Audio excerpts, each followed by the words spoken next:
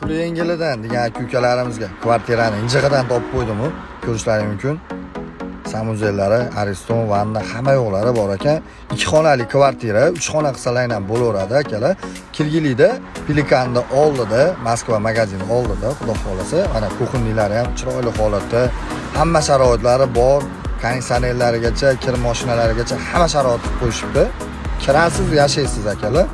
Spannilari mana ko'rib turgan mebel jihozlaringni hammasini berib chiqib ketishar ekan. Xudo xolasa, uy so'rayotgan ukalarimizga video jo'natib qo'ysalar ham bo'laveradi. 29000 dollarga beramiz deyishyapti, ozmoz kami bor.